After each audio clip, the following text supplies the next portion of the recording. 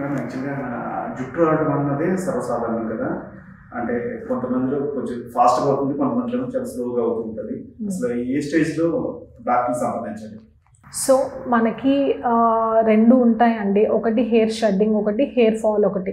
Hair షెడ్డింగ్‌లో ఏమవుతదంటే ఒక hair cycle వచ్చేసి మనకి ఒక 6-8 ఇయర్స్ అనేది ఉంటుంది. అది ఒకవేళ పడిపోతే దాని ప్లేస్‌లోనే ఇంకొక హెయిర్ అనేది వస్తుంది. సో దానికి మనం వరీ అవ్వనవసరం లేదు. యూజువల్‌గా ఎప్పుడైనా కూడా మనం గుండు కొట్టించినప్పుడైనా కూడా హెయిర్ లెంగ్త్‌ని ఎప్పుడు కూడా మనం డిసైడ్ చేయలేము. ఏదైనా ట్రీట్మెంట్ కానియండి, ఏదైనా టాబ్లెట్, లోషన్ ఏదైనా చేస్తున్నామంటే హెయిర్ రూట్ క్వాలిటీని మనం పెంచగలుగుతాం, కానీ హెయిర్ తొందరగా పెరగడానికి మనం ఏం చేయలేం. సో హెయిర్ షెడ్డింగ్ వల్ల పోయింది మనకి ఖచ్చితంగా వస్తుంది. సో హెయిర్ షెడ్డింగ్ అనేది పర్ డే 50-100 హెయిర్ అనేది కామన్. కొంచెం పొడుగు జుట్టు ఉన్న వాళ్ళకి ఏంటంటే హెయిర్ కొంచెం కోన్ చేసినా, ఒక 4-5 చేసినా ఇట్లా మనం ఉండగట్టినప్పటికీ ఇంత అవుతుంది. సో అప్పుడు మనం వరీ అవసరం లేదు. మీరు హెయిర్ కౌంట్ని చూసుకోవాలి.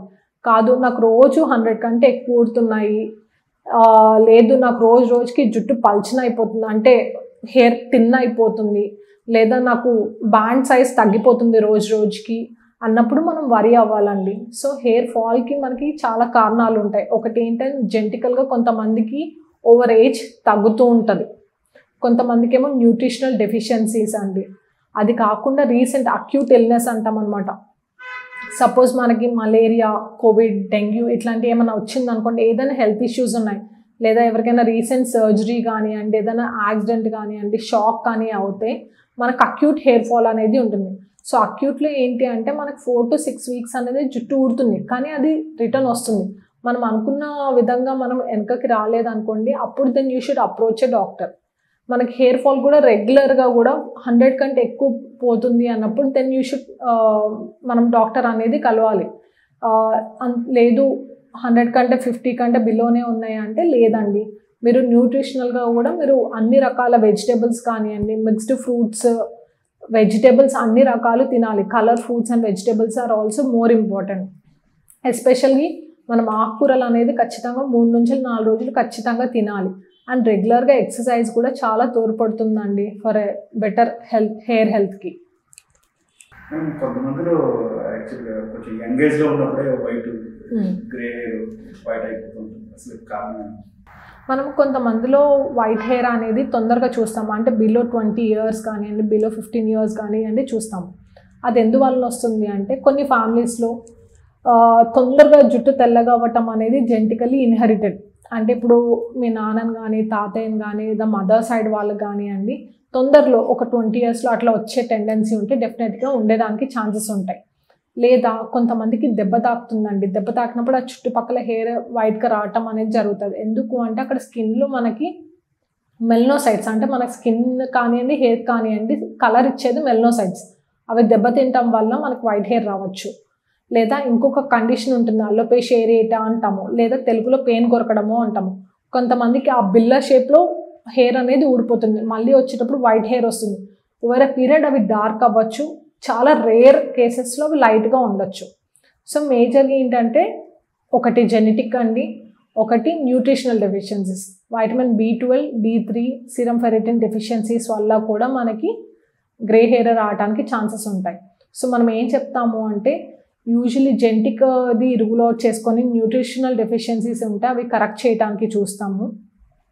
వాటితో పాటు మనం ఏంటంటే మెల్టోనిన్ అనేది సిరం, అంటే టాపికల్గా దొరుకుతుంది అనమాట. ఎక్కడైతే వైట్ హెయిర్ వస్తుందో అక్కడ మాడకి రాసుకోమని చెప్తాము. 3-6 మంత్స్ వరకు టైం పడుతుంది.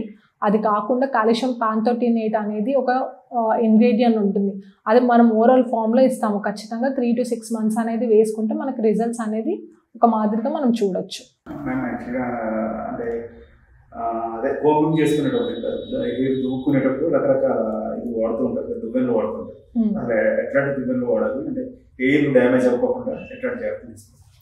సో మనము హెయిర్ కోపింగ్కి వచ్చేటప్పటికి మనకి చాలా రకాల హెయిర్స్ ఉంటాయండి. యూజువల్గా కొంతమందికి సిల్కీ హెయిర్ ఉంటుంది, కొంతమందికి వేవీ హెయిర్ ఉంటుంది, కొంతమందికి బాగా ఇట్లా రింగుల్ జుట్టు ఉంటుంది అనమాట. సో ఒక్కొక్క హెయిర్కి ఒక్కొక్కలాగా. ఇప్పుడు సిల్కీ హెయిర్కి అంటే మనం ప్రిటీ మచ్ ఎలాంటి దువ్వెనలు వాడినా కూడా మనకు సరిపడుతుంది. కానీ వేవీను కర్లీ హెయిర్ వచ్చేటప్పటికి మనం చాలా జాగ్రత్తలు కానివ్వండి, కొంచెం జాగ్రత్త కానివ్వండి, కొంచెం కేర్ఫుల్గా ఉండాలి. సో ఎలాంటి జాగ్రత్తలు అంటే యూజువల్గా చిక్కులు పడకుండా మనం ఎక్కువగా చూసుకోవాలి.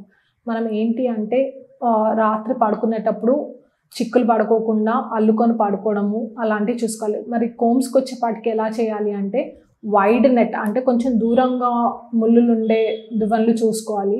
ఒకవేళ మనము బెస్ట్గా చూడాలి అంటే కొంచెం చెక్కతో చేసిన దువ్వెనలు అయితే మనకి కొంచెం మంచిగా ఉంటాయండి. ఎప్పుడు కూడా మనకి చిక్కులు అనేది మనం ఇట్లా పాయలుగా తీసుకొని చేయాలి, కానీ మొత్తం జుట్టు ఒకటేసారి ట్రై చేస్తుంటే చాలా చిక్కులతోటి చాలా బ్రేకేజ్ అవుతుంటుంది. చాలా బ్రేకేజ్ ఎండ్స్ కానివ్వండి చాలా చూస్తాం. సో ప్లస్ ఎప్పుడు కూడా జుట్టు అనేది పచ్చి జుట్టు తువ్వద్దండి. తలస్నానం చేశాక కొంచెం ఆరాక జాగ్రత్తగా తుడుచుకొని ఆరినాక మనము కోమ్ చేసుకోవాలి. ప్లస్ మనం ఎప్పుడైనా కూడా దూకునేటప్పుడు లీవ్ ఆన్ కండిషనర్స్ ఉంటాయండి, అవి వాడితే మనకి హెయిర్ కోంబింగ్ అనేది చాలా ఈజీగా ఉంటుంది. అండ్ ఇంకొకటి ఎప్పుడు కూడా టక్క ఇలా చిక్కులు ఉన్నప్పుడు గట్టిగా అనద్దండి. అలా అనడం వల్ల ఆ పుల్ వల్ల మనకి ట్రాక్షనల్ అలోపేషియా అనేది వస్తుంటుంది. ఆ జుట్టు ఇలా అనడం వల్ల ఈ జుట్టు దగ్గర ఉన్న హెయిర్ రూట్ అనేది మనకి పర్మనెంట్గా డ్యామేజ్ అయ్యడానికి ఛాన్సెస్ ఉంటాయి. సో ఎప్పుడు కూడా మనము జుట్టు అల్లేటప్పుడు కూడా టైట్ హెయిర్ స్టైల్స్ అనేది వేయకూడదు. లూజ్ పోనీటైల్స్ కానివ్వండి, లూజ్ ప్లాట్స్ కానివ్వండి మనం చెప్తాము.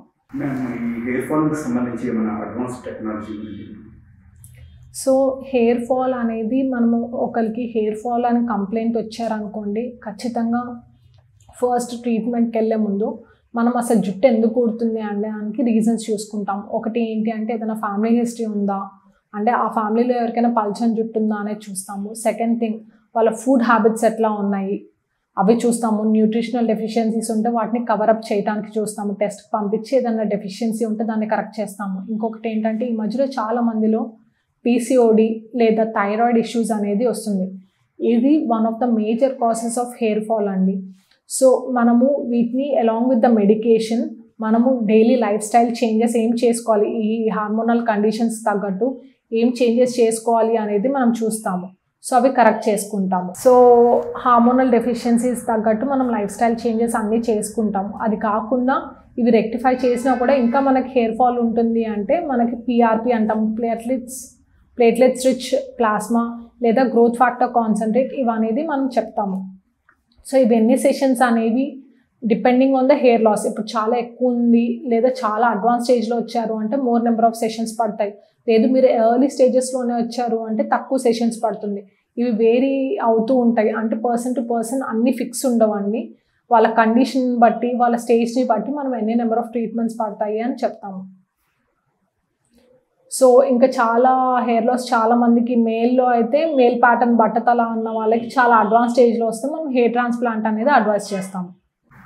సో ఇంకా హెయిర్ బూస్టర్స్ అనేవి ఉంటాయి మనకి, QR7 అని చెప్పేసి ఇంకా మల్టిపుల్ హెయిర్ బూస్టర్స్ అనేవి ఉంటాయి. స్టెమ్ సెల్స్ ఉంటాయి, ఇవి కూడా మనం స్కాల్ప్లో ఇంజెక్ట్ చేస్తాము. డర్మా రోలింగ్ అని చేస్తాము. ఇవన్నీ ప్రొసీజర్స్ కూడా మిక్స్ అండ్ మ్యాచ్ చేస్తాము అనమాట. కొంతమందిలో ఓన్లీ పిఆర్పి అవసరం పడవచ్చు, కొంతమందికి ఏమో పిఆర్పి అండ్ స్టెమ్ సెల్స్ లేదా పిఆర్పి ప్లస్ హెయిర్ బూస్టర్స్ కావాల్సి ఉంటుంది, లేదా పిఆర్పి అండ్ జిఎఫ్సి కాంబినేషన్లో చేస్తాము. So depending on the condition మనం చూసేసి మిక్స్ చేస్తాము.